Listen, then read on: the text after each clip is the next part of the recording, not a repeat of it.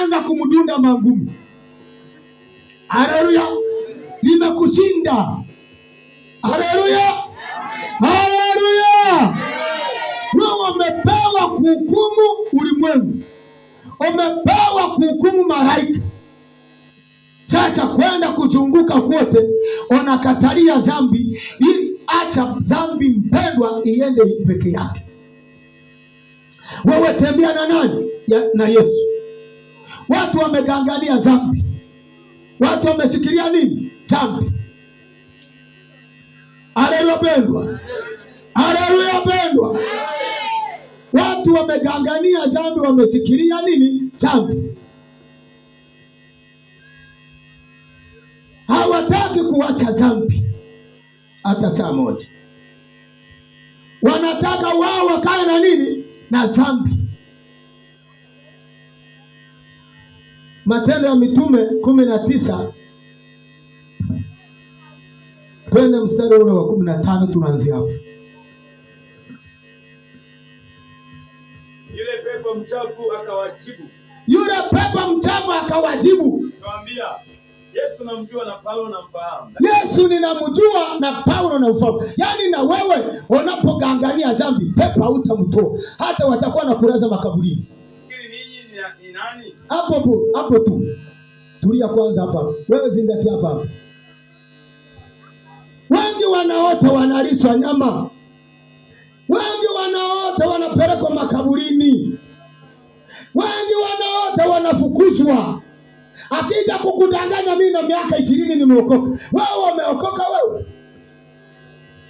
Uliyepewa kuhukumu ulimwengu, umeokoka? Bado. Tengeneza. Haleluya. Pepo anakujua. Hata Yesu anayemuongelea anamjua. Pepo aliwauliza, nini mnataka kunitoa kwenye mwili wa huyu mtu kama wakina nani? Akasema pepo, nikiangalia Yesu hamna umoja, hamumjui. Nikiangalia Paulo aliyetoka hapa tukapagawa haya mapepo, nini hamumjui? Maana Paulo walikuwa na mipango ya kumweka gerezani, na wakamweka gerezani. Walipomweka gerezani, kulingana na utisho wa Paulo, mapepo yakazidi kulipuka. Wakayabeba wakayapeleka kwenye hekalu ya watu waliotengeneza sanamu, na wao eti wanataka wakemee. Wakati Paulo wamempinga wakamweka gerezani, huyo Yesu wametoka kumuua, halafu eti na wao wanataka kutoa pepo, wakati wao ndio mapepo wa kwanza. Haleluya, haleluya, haleluya. Wao ndio mapepo, halafu wanataka eti watoe pepo. Pepo akawauliza vizuri, hivi nyinyi ni wakina nani? Wao walisema, tunakuapisha kwa jina la Yesu linalohubiriwa na Paulo. Akawasikiliza pepo. Je, nyinyi ni wakina nani? Paulo tunamjua, Yesu tunamjua, nyinyi ni wakina nani? Haya, naendelea hapa. Uona alivyofanya pepo. Na yule mtu aliyepagawa na pepo mchafu akawarukia wawili. Na yule mtu aliyekuwa amepagawa na pepo akawarukia, akawaweza, akawashinda. Hata wakatoka mbio katika nyumba ile hali ya uchi. Hata wakatoka mbio hali wako uchi. Ulishawahi kuona padri anatoa pepo? Halafu unaona sema shikamoo Bwana Kristo sijui nini. Ulishawahi kuona anawekea mtu mkono tangia makanisa ya anzi? Huwezi ukagundua hata kama una akili. Hapo yeye yuko katika utawala upi kama pepo hataki kulikemea? Haleluya. Kama hataki kukemea nini? Pepo. Yuko katika utawala upi? Yuko katika utawala wa Shetani. Kama utagundua mpendwa, utaendelea kuteseka na ujinga wako wanakuzika. Katoto kadogo wanakawekea tu maji hapo kaliko zaliwa. Alafu anakuuliza yule mama, "Omishaleta ndoboro." Leta ndoboro waandikishe mtoto aende kubatizwa. Fungua Marko hapo 16. Tuone kama ni kweli. Fungua Marko 16. Kuanzia mstari ule wa 15. Akawaambia, enendeni ulimwenguni mote, mkaihubiri Injili kwa kila kiumbe. Aaminie na kubatizwa ataokoka, hapa. Sasa niambie, mtoto wanapomuuliza yeye anakuwa na vitu. Katoto ndo kametoka tumboni akajui kuongea, wala wanavyovifanya vitu kama au wanajua tunafanya nini. Haleluya. Paka leta ndoboro zinasaidia nini hizo hera? Haleluya. Mwingine yani kwa sababu ya kutokuelewa yuko mpaka mwingine anakula na madeni eti aende kubatiza mtoto wake. Yesu anasema wanabatiza mtu aliyeamini. Aaminie na kubatizwa ataokoka. Wanakuuliza, unaamini? Sasa mtoto anamuuliza. Haleluya. Kwa nini walitumia utaalamu wa namna hii? Ngoja nikuambie siri. Unapomaliza kumbatiza mtoto kama huyo, anakuwa akishakuwa, mama yake na baba yake wanamwambia ulishabatizwa, na mzazi aliyekuzaa kwa ubatizo ni fulani. Yaani yeye sio Yesu, si ndio? Yesu anasema tunazaliwa kwake mara ya ngapi? Ina maana wewe unaenda kuzaliwa na nani? Na mwanadamu. Na aliyekuzaa ni mchawi. Na waliomleta ili akuzae ni mlevi wa kupindukia. Sisi wakati tuko watoto wadogo, wakaandaa ubatizo. Hiyo siku nilibatizwa na kaka yangu, alishakufa. Sasa tukaenda kwenye mto kuchota maji. Asubuhi tulianza saa 12. Tunachota maji tunapeleka kwa yule ambao ndio baba yetu ambao ametuzaa mara ya ngapi? Ya pili. Ni kweli hiyo kweli? Au alimtufanyia uni? Ni uni. Basi tukasomba maji, tukamaliza, tukajiandaa, tukaelekea kwenda kubatizwa. Akasimama mimi na kaka yangu, akatuzaa yeye mtu moja.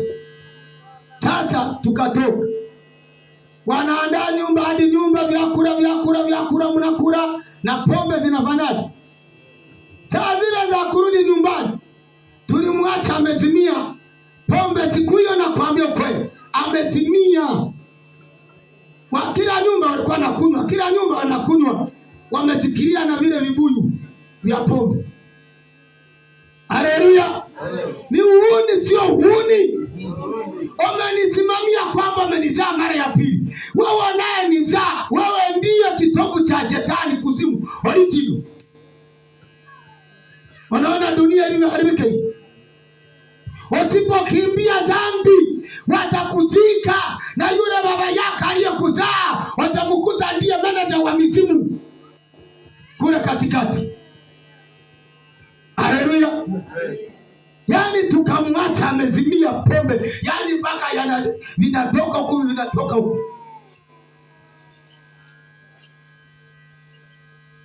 Mtu akija kumuuliza anasema kila mmoja na imani yake, kila mmoja na dini yake. Haya, neendelea na dini yako. Haleluya. Neendelea na dini yako. Toto mchanga unambatiza anajua kuongea. Yesu anasema aaminie na kubatizwa ataokoka. Haleluya. Watoto walio humu kanisani tunawaombea. Anasema acheni watoto wote waje kwangu, maana ufalme wa mbinguni ni wao. Wanakimbizana na ndogo na wao huwezi kugundua. Haleluya. Huwezi kujiuliza kwa kitu kidogo ukaelewa kwamba hapa nimepigwa, nimezikwa, wala sitaamuka. Haleluya. Ni kwa sababu ya kuendekeza dhambi, wakaiona dhambi ni silaha. Ndio maana naona dunia yote haina habari na Mungu. Wanatembea masikini lakini wamekufa, wamezikwa, wataenda moto wa jehanamu kwa sababu ya udanganyifu uliotawala. Angalia hapo Mathayo 24 kuanzia mstari hata wa 3.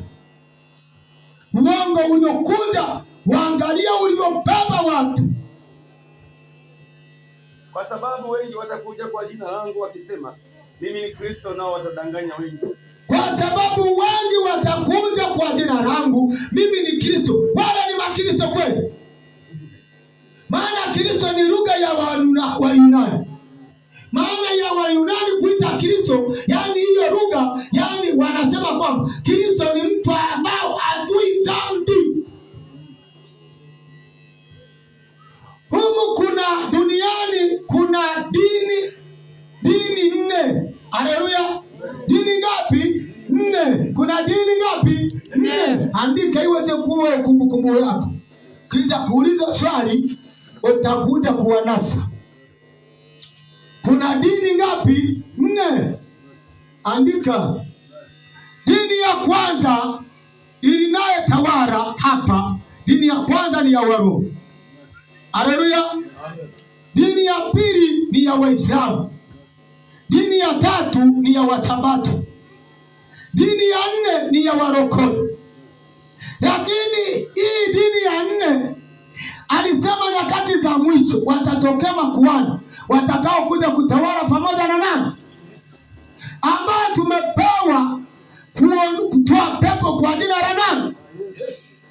Kuweka mikono juu ya wagonjwa wakapata nini? Haleluya. Dini ya kweli katika hizo 4 ni ipi? 4 ambayo inafuatana na Yesu, inakemea pepo kwa jina la Yesu, inakemea dhambi zote. Mimi nakemea na nywele, ukinishinda na kukataa na kunyamazia, ila nakwambia ukianza kuchukua mwili na kuambia umejiruka. Ukianza kutingisha matako nasema basi wewe umekufa.